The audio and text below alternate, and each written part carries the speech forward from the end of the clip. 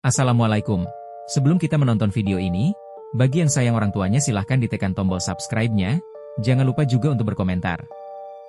Ini adalah cerita tentang pemuda bernama Sukma di Desa Bayanata, diangkat dari kisah nyata, namun tempat dan karakter yang sudah diubah agar tidak terjadi kesalahpahaman. Biasakan tonton sampai akhir, karena terdapat beberapa pelajaran dari kisah ini. Ini adalah cerita horor yang pernah dialami oleh Sukma. Kali ini dalam Misteri Sukma. Cerita ini berjudul, Rumah Kosong di Dekat Kandang. Bagian 1, Kesempatan yang Tak Diduga. Sukma berusia 23 tahun, seorang mahasiswa akhir tahun yang sedang mencari tempat tinggal baru setelah kontrakan lamanya harus direnovasi. Uangnya sangat terbatas, sebagian digunakan untuk membayar kuliah, sebagian lagi untuk membantu biaya pengobatan ibunya yang sakit di kampung halaman.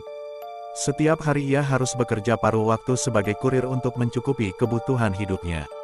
Suatu sore, setelah menyelesaikan tugas kurirannya, Sukma melihat papan iklan kecil di sudut jalan raya yang tertutup semak, rumah kosong disewakan, harga murah, siap huni. Nomor telepon tertera di bawahnya, dan setelah beberapa kali menelpon, akhirnya ada yang menjawab. Suara perempuan yang menjawab sangat lembut dan pelan, "Halo, ya, rumah itu masih tersedia. Kamu bisa datang melihatnya sekarang juga jika mau. Alamatnya Jalan Pertekanan nomor 19, hati-hati di jalan ya, jalanannya agak sulit ditemukan." Tanpa berpikir panjang, Sukma segera bergegas menuju alamat tersebut. Jalan menuju rumah benar-benar sangat sunyi, tidak ada rumah-rumah lain di sekitarnya, hanya pepohonan tinggi yang menjulang dan semak-semak yang tumbuh liar. Rumahnya sendiri terlihat sangat tua, dindingnya berwarna putih kusam dengan beberapa bagian yang sudah mengelupas, atap genteng merah yang sebagian sudah rusak, dan pagar kayu yang hampir roboh. Namun dari luar, rumah itu terlihat cukup luas dan bersih. Ketika Sukma ingin mengetuk pintu, pintunya tiba-tiba terbuka dengan sendirinya. Di dalam rumah berdiri seorang perempuan berpakaian putih tua dengan rambut panjang yang menutupi sebagian wajahnya. "Kamu adalah Sukma kan?" ujarnya dengan suara yang sama seperti di telepon. "Saya Bu Warti, pemilik rumah ini. Silakan masuk saja, kamu bisa melihat kamar-kamarnya." Sukma masuk dengan hati-hati. Udara di dalam rumah terasa sangat dingin meskipun cuaca luar sedang panas. Lantai kayu yang dipijak mengeluarkan suara, derit-derit, setiap langkahnya. Bu Warti membawa dia melihat kamar-kamar, semua kamar sudah dilengkapi dengan furnitur sederhana namun cukup nyaman. "Harganya hanya Rp100.000 per bulan," kata Bu Warti dengan senyum yang sedikit mengerikan. "Sangat murah bukan? Hanya ada satu syarat saja, jangan pernah membuka kamar di pojok paling dalam di lantai 2, dan jangan pernah keluar rumah setelah tengah malam." Sukma merasa sedikit aneh, namun karena harga sewa yang sangat murah dan kondisi rumah yang cukup baik, ia langsung menyetujui untuk menyewanya. Bu Warti memberikan kunci rumah dengan cepat dan segera pergi tanpa banyak bicara, menyisakan Sukma sendirian di dalam rumah yang besar dan sunyi. Bagian 2, mulanya kemarin. Pertama 3 hari tinggal di rumah itu terasa cukup nyaman. Sukma bisa fokus belajar dan menyimpan barang-barangnya dengan aman. Namun mulai dari malam keempat, hal-hal aneh mulai terjadi. Pada tengah malam, Sukma terbangun karena suara ketukan pelan dari arah pintu kamar. Suaranya tidak seperti ketukan orang biasa, lebih seperti suara jari-jari yang mengetuk kayu dengan irama yang teratur namun menyeramkan. Tuk, tuk, tuk, tuk, suaranya terus berlanjut hingga pagi hari. Ketika Sukma membuka pintu keesokan paginya, tidak ada orang di luar, hanya ada beberapa jejak tangan kecil berwarna hitam di pintu kamar. Keesokan malam, suara itu datang lagi, namun kali ini lebih keras dan lebih dekat. Sukma mendengar suara tangisan perempuan dari kamar di pojok paling dalam di lantai 2, kamar yang dilarang untuk dibuka. Suara tangisan itu kadang berubah menjadi tertawaan yang mengerikan, membuat bulu kuduk Sukma merinding. Ia mencoba menutup telinganya dengan bantal, namun suara itu tetap terdengar jelas di telinganya. Pada hari berikutnya, ketika Sukma sedang membersihkan dapur, ia melihat bayangan seorang perempuan berpakaian putih berdiri di belakangnya di atas permukaan air di wastafel. Ketika ia menoleh dengan cepat, tidak ada orang di sana. Piring-piring yang sudah bersih tiba-tiba jatuh dan pecah menjadi banyak bagian. Dari sudut matanya, ia melihat bayangan itu berlari ke arah lantai 2. Sukma mulai merasa takut. Ia mencoba menghubungi Bu Warti untuk memberitahu hal itu, namun nomor teleponnya tidak bisa dihubungi lagi. Ia juga mencoba bertanya kepada penduduk sekitar ketika pergi bekerja, namun semua orang yang ditanyainya hanya menggeleng dan berkata, rumah itu sudah kosong bertahun-tahun loh. Tidak ada yang tinggal di sana setelah kejadian 5 tahun yang lalu. Saat Sukma bertanya lebih lanjut tentang apa kejadiannya, mereka hanya menggeleng dan menjauh dengan cepat, seolah takut untuk membicarakannya. Sukma merasa bingung dan khawatir, bagaimana mungkin ia menyewa rumah yang katanya kosong bertahun-tahun. Siapa sebenarnya Bu Warti yang memberikan rumah itu padanya? Bagian 3, kunci yang hilang. Pada malam kelima, keadaan menjadi semakin parah. Sukma sedang belajar di ruang tamu ketika semua lampu di rumah tiba-tiba padam. Udara menjadi semakin dingin, dan bau harum yang menyengat seperti bunga mati mulai memenuhi ruangan. Dari kegelapan, muncul sosok perempuan berpakaian putih dengan rambut panjang yang menutupi wajahnya, sosok yang sama seperti Bu Warti, namun kali ini wajahnya terlihat jelas di bawah sinar bulan yang masuk melalui jendela.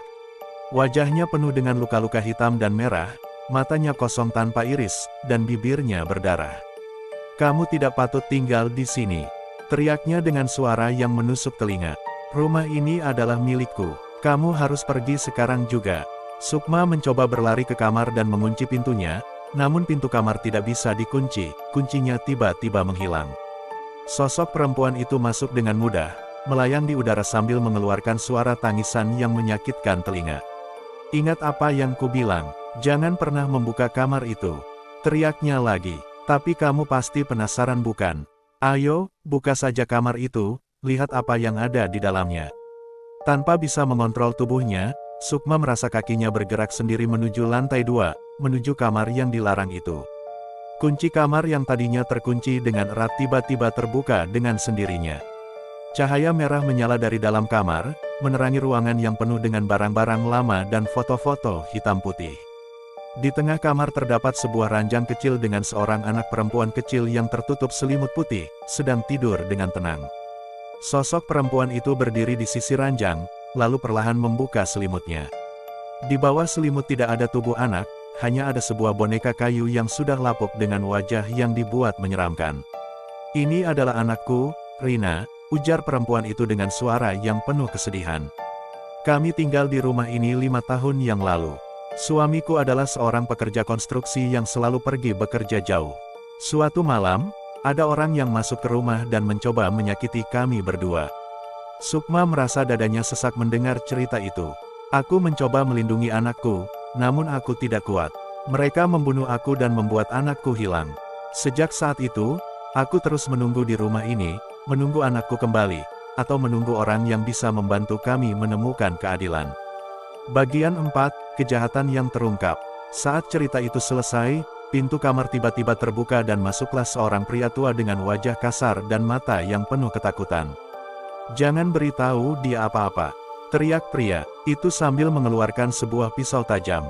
"Kamu seharusnya sudah hilang bersama anakmu yang menyebalkan itu."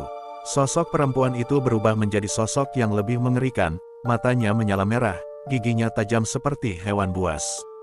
"Kamu kembali lagi, Pak Darmo," ujarnya dengan suara yang mendesis. "Kamu yang membunuh aku dan menculik anakku bukan? Kamu yang menyembunyikan dia di suatu tempat dan mengatakan kami sudah pindah jauh." Pak Darmo mulai gemetar dan mundur perlahan. "Itu bukan salahku. Aku hanya ingin mengambil uang yang kamu simpan. Anakmu itu aku kasih pada orang lain yang bisa merawatnya dengan baik," teriaknya dengan suara gemetar. Namun sebelum dia bisa melarikan diri, Sukma menghalangi jalannya. "Kamu harus membayar untuk apa yang kamu lakukan," kata Sukma dengan suara yang tegas meskipun hatinya sangat takut. Sosok perempuan itu mendekati Pak Darmo dengan lambat. "Di mana anakku sekarang?" tanyanya dengan suara yang penuh kemarahan. Pak Darmo akhirnya menyerah dan mengaku bahwa dia telah memberikan anaknya kepada seorang keluarga kaya di kota besar, karena dia merasa tidak mampu merawatnya sendiri setelah membunuh ibunya. "Aku menyesal, aku benar-benar menyesal," teriaknya sambil menangis dan jatuh ke lutut. Pada saat itu, suara sirene polisi terdengar dari jauh. Ternyata ketika Sukma merasa tidak nyaman, ia telah mengirim pesan singkat kepada teman kerjanya yang kemudian melaporkan ke polisi.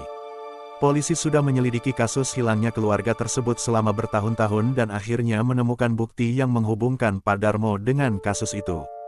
Pak Darmo diambil oleh polisi untuk diadili, dan sosok perempuan itu kembali menjadi tenang seperti semula.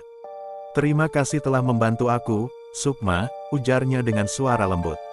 "Sekarang aku bisa tenang dan menunggu anakku datang menemui aku di sini sebelum aku pergi ke tempat yang seharusnya." Beberapa hari kemudian, anak perempuan itu, yang kini sudah berusia 8 tahun, datang ke rumah bersama keluarga angkatnya dan polisi.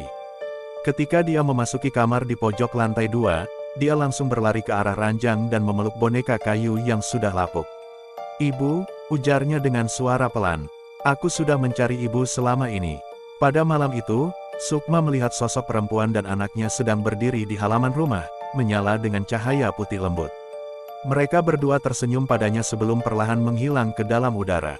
Keesokan paginya, Bu Warti datang ke rumah, kali ini dengan wajah yang ceria dan normal. "Terima kasih telah membantu mereka, Sukma," katanya dengan senyum hangat. "Aku adalah kakak dari ibunya. Aku selalu datang ke rumah ini untuk merawatnya dan berharap ada orang yang bisa membantu mereka menemukan keadilan. Sekarang mereka sudah bisa tenang, dan rumah ini bisa menjadi tempat tinggal yang nyaman lagi." Sukma tetap tinggal di rumah itu. Meskipun terkadang ia masih merasakan kehadiran mereka berdua, seperti suara nyanyian lembut di malam hari atau aroma bunga yang harum di pagi hari, ia tidak merasa takut lagi. Ia tahu bahwa mereka adalah makhluk yang baik yang hanya ingin mendapatkan keadilan dan cinta yang layak bagi mereka. Dan setiap malam ketika bulan bersinar cerah di atas rumah itu, Sukma bisa melihat dua sosok kecil sedang bermain di halaman, seorang ibu dan anaknya yang akhirnya bisa bersatu kembali, bahkan hanya dalam bentuk roh yang damai dan bahagia. Suara angin bertiup lembut, disertai suara nyanyian perempuan lembut yang semakin memudar hingga hilang.